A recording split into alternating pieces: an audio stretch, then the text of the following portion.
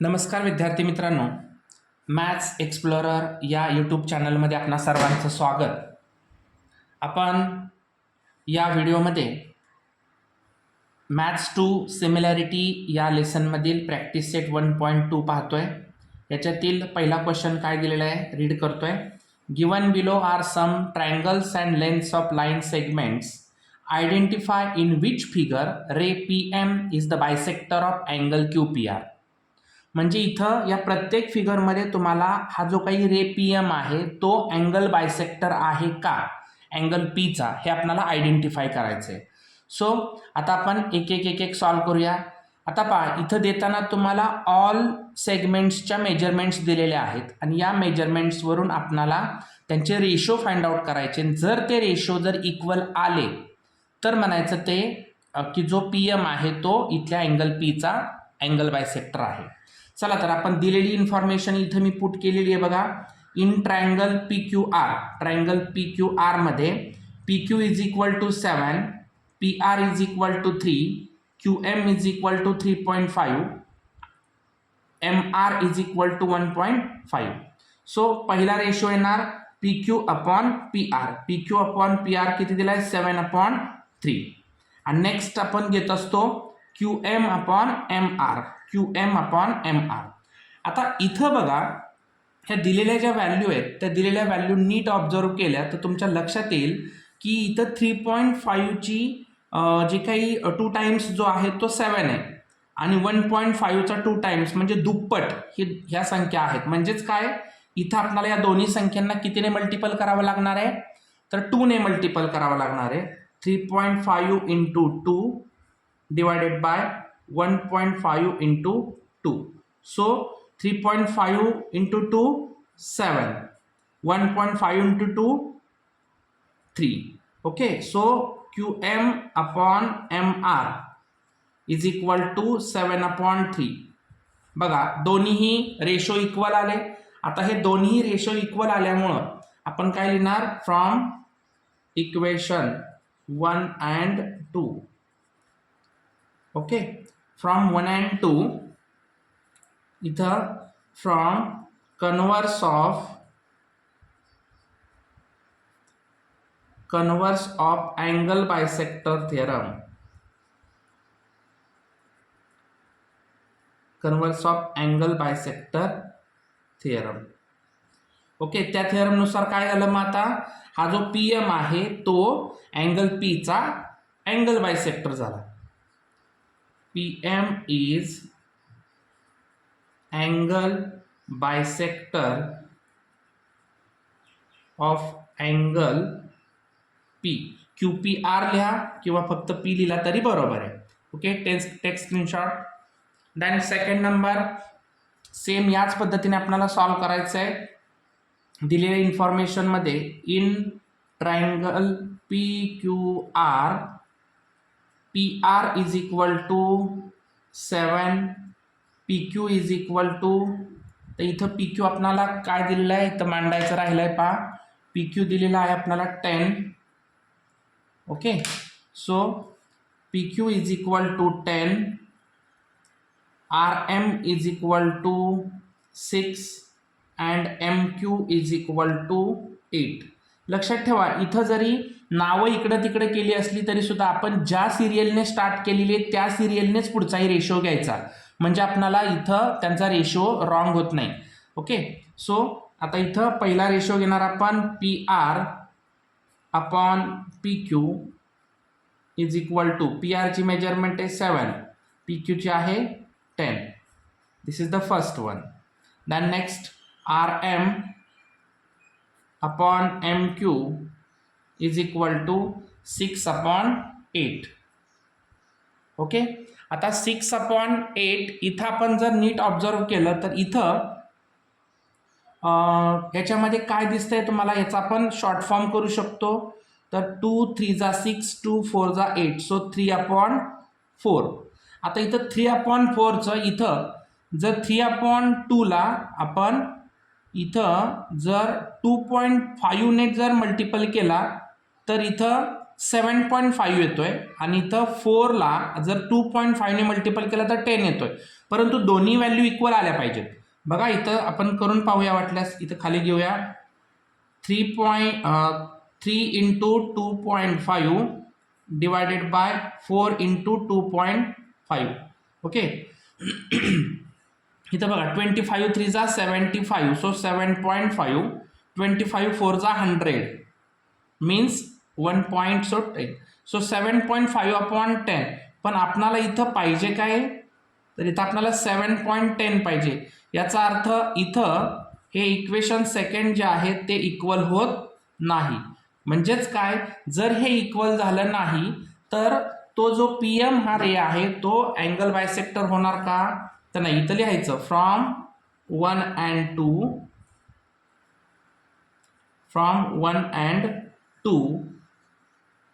PR, इथं एक राहिलं लिहायचं आपलं फ्रॉम 1 and 2. इथं मी इथं थोडं खाली घेतोय बघा, इथं लिहायचं राहिलं काय की हे दोन्ही इक्वल दाखवले पाहिजेत ना. So PQ upon PR is equal to QM upon MR. इथं थोडंसं चेंज करून घ्या.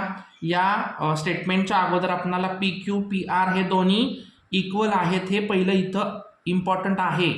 आता इथं तसंच आपण PR upon PQ is not equal to RM upon MQ.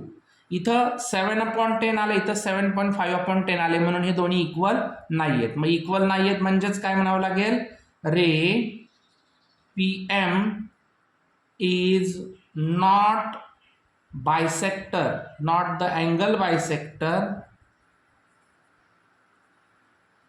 not the angle bisector of angle P. Okay. म्हणजे इथं ही सेकंड नंबरची जी फिगर आहे त्याच्यातील PM हा अँगल बायसेक्टर नाहीये. Take screenshot. Then question number 3. आता क्वेश्चन नंबर 3 मध्ये बघा काय दिलेलं इथं. क्वेश्चन नंबर 3 मध्ये दिलेल्या इन्फॉर्मेशन नुसार पुन्हा एकदा आपण इथं मांडून घेऊया. इन ट्रायंगल PQR दिलेले information PR is equal to 10, PQ is equal to 9, RM is equal to 4 and MQ is equal to 3.6. Okay. So पहिला तर रेशो घ्यायचा PR, किंवा इकडून घेतला तरी चालेल, कसाही घेऊ शकता तुम्ही. चला इकडून घेऊया PQ अपॉन PR. पण जर इकडच्या बाजूने घेतला तर नेक्स्ट रेशोमध्ये इकडची बाजू आपण पहिली घ्यावी लागणार आहे, हे लक्षात ठेवा, चुकायचं नाही. नाहीतर इकडचा पहिला आणि नंतरच्या रेशोमध्ये इकडचं असं हे रॉंग होऊन जाईल. सो पहिला आलेला आहे 9/10. आता नेक्स्ट घेऊया QM अपॉन MR, किंवा RM घेतलं तरी बरोबर आहे. So 3.6 divided by 4. आता 3.6 डिवायडेड बाय 4 आपण इथला एक पॉईंट घालवला तर खाली एक 0 वाढतोय. Okay. So 36/40.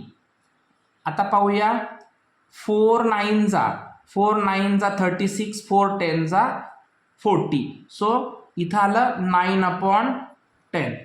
This is the equation number second, QM upon MR. बघा इक्वेशन फर्स्ट आणि इक्वेशन सेकंड सेम आले.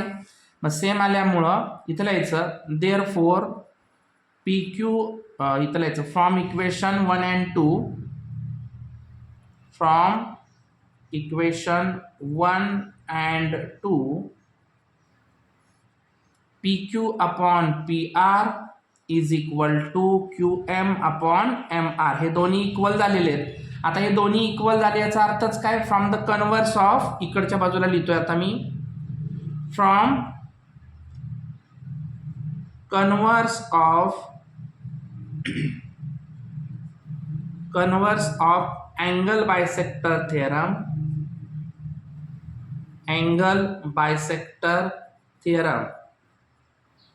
Converse of angle bisector theorem नुसार. कारण आपण बघतो कन्व्हर्समध्ये हे दोन्ही रेशो इक्वल आहेत, हे आपण प्रूव्ह केलेलं आहे याच्यापूर्वी. So ray PM is angle bisector of angle P. Okay, this is the question number 3. बघा, म्हणजे फर्स्ट वाला अँगल बायसेक्टर होता, सेकंड वाला अँगल बायसेक्टर नाहीये आणि थर्ड वाला पुन्हा एकदा अँगल बायसेक्टर इथं आलेला आहे. सो आता क्वेश्चन नंबर सेकंड आपण कंटिन्यू करूया. क्वेश्चन नंबर सेकंड काय दिलेलं आहे पहा. Question number second, in triangle P Q R P M is equal to 15. P M बघा, P M is equal to 15, P Q is equal to 25. हा total 25 दिलेला आहे P Q. Then P R is equal to 20. हा total जो आहे P R हा जो 20 दिलेला आहे. N R is equal to हा एन आर 8 दिलेला आहे. तर आपल्याला काय करायचं आहे, state whether line N M is parallel to side R Q. आता पहा, आपल्याला इथं ही लाईन एन एम जी आहे ती आर क्यूला पॅरलल आहे का हे आपल्याला तिथं रिझन सहित सांगायचं. याचा अर्थ आपण बघितलेलं होतं काय, तर converse of BPT. Converse of BPT मध्ये हे दोन्ही लाईन आपल्याला पॅरलल आहे ते प्रूव्ह करून दाखवायचं होतं. मग इथं सुद्धा आपल्याला देताना मेजरमेंट दिलेत आणि त्याच्यावरून ह्या दोन्ही लाईन प्रूव्ह करून दाखवायच्यात. म्हणजे आपण इथं कन्व्हर्सच यूज करावा लागणार आहे. तत्पूर्वी इथले आपणारा पी एन दिलेला नाहीये, मग हा पी एन पहिला काढून घ्यायला लागेल आणि इथं एम क्यू दिलेला नाही, तो एम क्यू काढून घ्यायला लागेल. ओके, चला तर आपण ते पहिले काढून घेऊया. इथं एम क्यू, मग M Q is equal to, solution लिहितो इथं मी, solution M Q is equal to, आता एम क्यू साठी काय करायला लागेल, पी क्यू मधून पी एम मायनस करायला लागेल. P Q minus P M. P Q किती आहे, 25 मायनस 15.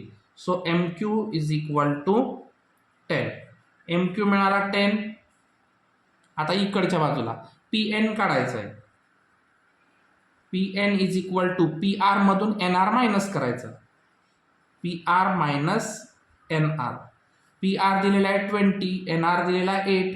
20 मधून 8 गेले 12. So P N is equal to 12. आता दोन्ही मेजरमेंट मिळालेले आहेत. आता आपण हे रेशो घ्यायचे दोघांची. ठीक आहे, जसं या एक्झाम्पलमध्ये पाहिलं तसंच आता same. In triangle P Q R, in triangle P Q R, इकडचं बाजू घेऊया पहिले. कुठली घेऊ शकता तुम्ही, P M upon M Q, P M upon M Q is equal to, P M आलेली आहे 15 आणि एम क्यू आता आपण काढला 10. सो आता इथं शॉर्ट फॉर्म करू शकतो आपण. 5 ने इथं डिवाइड होत आहे. 5 3 जा 15, 5 2 जा 10. So 3 upon 2. This is the first one. Next P N upon N R. P N किती आला आपला आता 12. 12 upon N R 8.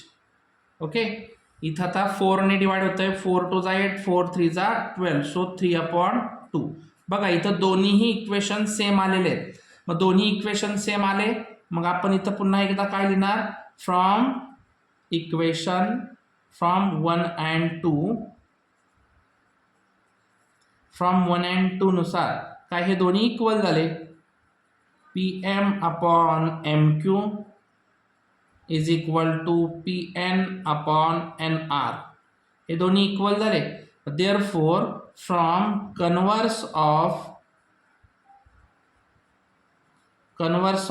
Basic proportionality theorem, म्हणजेच BPT, converse of BPT, N M is parallel to R Q.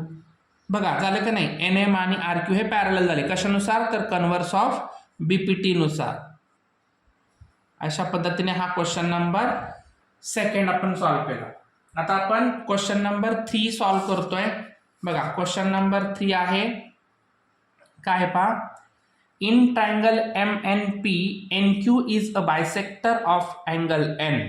बघा NQ is the bisector of angle N.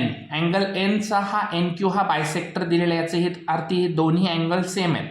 MN is equal to 5, PN is equal to 7, MQ is equal to 2.5. तर find out करायचं आहे आपल्याला QP आपल्याला इथं find out करायचं आहे. तो खूप इझी आहे पहा.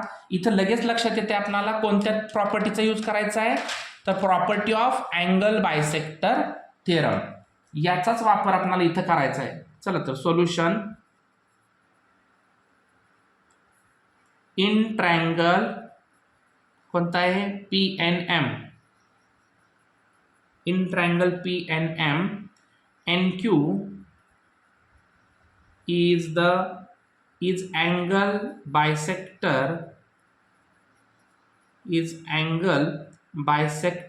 of angle N. Therefore from property of angle bisector of triangle, कोणते प्रॉपर्टीनुसार, अँगल बायसेक्टर ऑफ ट्रायंगल नुसार.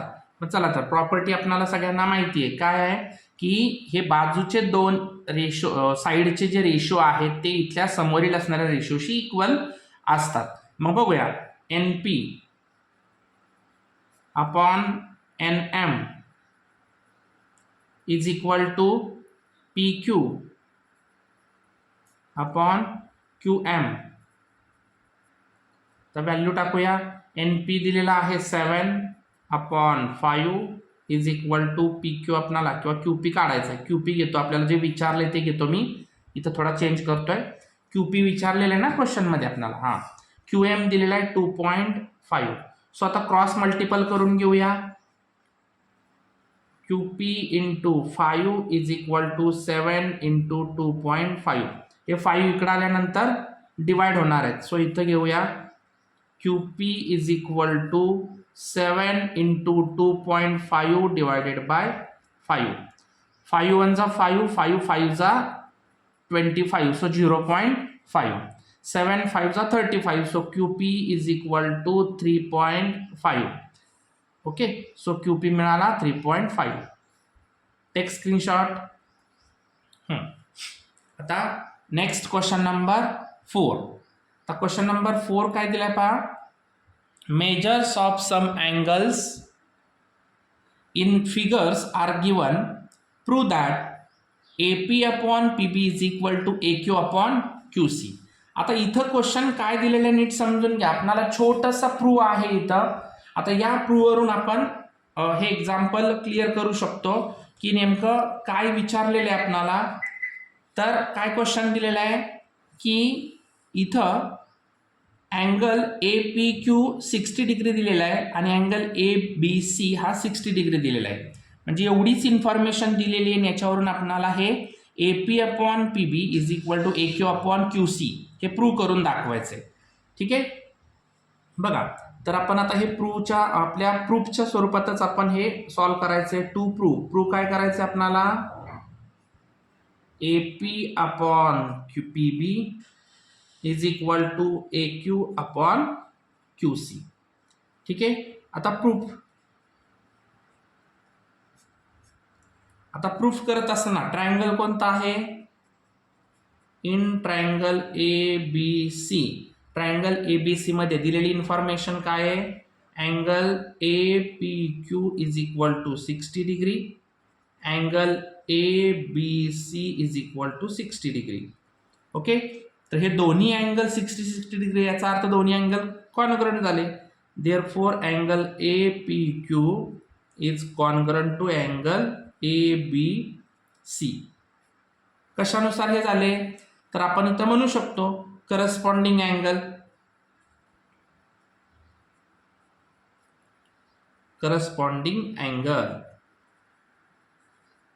ओके, मग जर हे दोन्ही करस्पॉन्डिंग अँगल असतील तर हे दोन्ही लाईन पॅरलल झाल्या. कारण करस्पॉन्डिंग अँगल कुठे तयार होतात, जिथं पॅरलल लाईन आहे तिथंच तयार होणार आहे. Therefore PQ parallel BC. आता P Q parallel B C घेतला आणि जर आपण हा पी बी हा ट्रान्सव्हर्सल घेतला तर तरी चालतो इथं. आता P B is transversal. Okay, आता पी बी हा ट्रान्सव्हर्सल घेतला. मग आता पहा इकडे घेतो आता. Therefore in triangle A B C, triangle A B C मध्ये आपणाला आता हे दोन्ही पॅरलल झालेले आहेत. काय? P Q parallel B C. मग लक्षात ठेवा की जर कुठल्याही ट्रायंगलमध्ये इथला मधला असणारा जो सेगमेंट आहे तो ट्रायंगलच्या थर्ड साईडला जर पॅरलल असेल तर तिथं बीपीटी थिअरमनुसार हे रेशो दोन्ही इक्वल राहतात. मग त्यामुळं काय? Therefore A P upon P B is equal to A Q upon Q C. झालं. इथं लिहायचं हेन्स प्रूव्ह.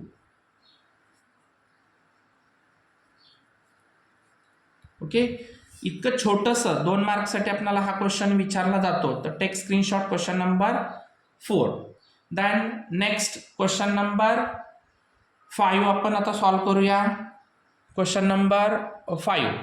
सो तर क्वेश्चन नंबर 5 सॉल्व करण्या अगोदर आपण हा स्क्रीनशॉट घ्या. या चॅनलवरती जर नवीन असाल तर या चॅनलला लाईक करा, सबस्क्राईब करा आणि बाजूच्या बेल आयकॉनवरती क्लिक करा. म्हणजे तुम्हाला हे सर्व व्हिडिओज आपल्या या चॅनलवरच्या याच्यामध्ये प्ले स्टोअरमध्ये आपण ह्याच्यात चॅनलच्या लिंकवरती गेला तुम्ही तर तुम्हाला सर्व व्हिडिओज पाहायला मिळतील. ओके, सो टेक स्क्रीनशॉट आणि राहिलेले जे क्वेश्चन्स आहेत ते आपण नेक्स्ट व्हिडिओमध्ये पाहूया. धन्यवाद.